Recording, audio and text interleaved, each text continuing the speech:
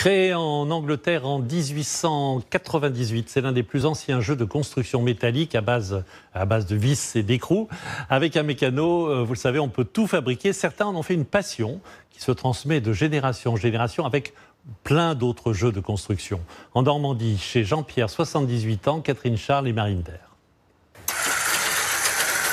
Bienvenue dans le cabinet de curiosité de Jean-Pierre. Instruments de calcul, fossiles, ossements, le prof de maths, spéléologue et géologue amateur est aussi et surtout un amoureux de jeux de construction, ceux d'autrefois. C'est compliqué de passer chez moi avec le train au sol, le téléphérique en haut. Vous avez des petits trains, des machines à vapeur des années 50. Cette passion remonte à son enfance. C'est le train que mon père avait quand il était jeune, dont j'ai hérité et que j'ai remis en marche parce que le ressort était cassé. C'est une pièce importante, oui, pour moi. Ça et son mécano, c'est de là que j'ai démarré toutes mes passions de jeux de construction. Et il y en a chez Jean-Pierre, une des plus belles collections mécano de France. Cette marque historique, créée en 1898 par Frank Hornby. Boîte en carton ou plus luxueuse en bois, combien d'enfants en ont rêvé? C'est un mécano des années 30, avec de nombreuses pièces. C'est une boîte très très complète qui coûtait horriblement cher. Il fallait vraiment avoir une petite fortune pour se payer des boîtes de cette taille-là. Plus abordable, la marque Solido, des assemblages basiques et ludiques pour des petites voitures à monter. Un jeu d'enfant. Dans le coffret, vous avez 2 châssis, ils sont là, et 1, 2, 3, 4, 5, 6, 7 carrosseries différentes. Et ses extensions, des chariots de gare avec des porte-vélos ou des avions à assembler. Mettre 2 moteurs, 3 moteurs, une carlingue de 2 fuselages, une carlingue d'un seul fuselage, des carlingues comme celle-ci où le pilote est à l'air libre. Des jouets qui ont du sens pour le collectionneur.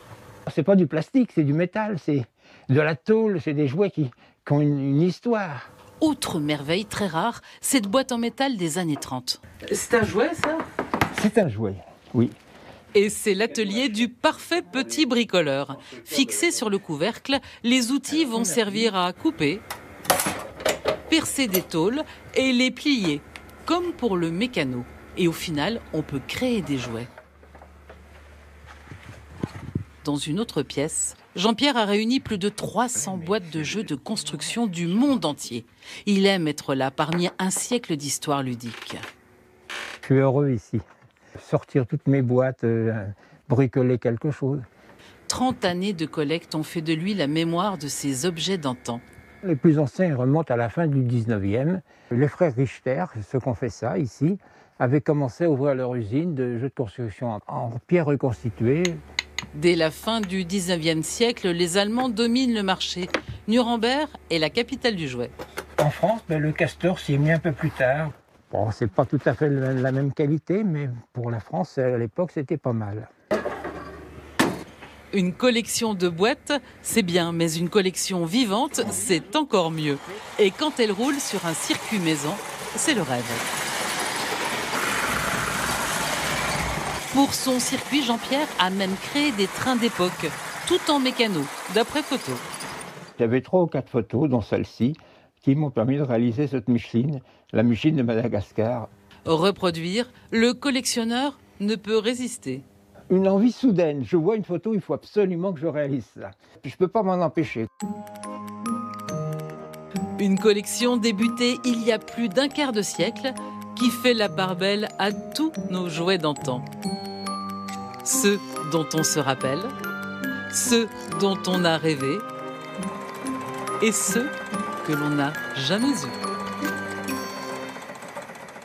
Autant de traditions mises à l'honneur sur la JPP TV avec Jean-Pierre Pernaut. Vous pourrez y retrouver les plus beaux reportages du Trésor et puis aussi les opérations spéciales comme SOS Village. Pour vous inscrire, une adresse simple, jpptv.fr. Après la Grèce, lundi, Malte, hier, je vous emmène aujourd'hui découvrir les traditions de Noël en Islande, Cap au nord. Donc là-bas, on est plus attaché aux petits lutins qu'aux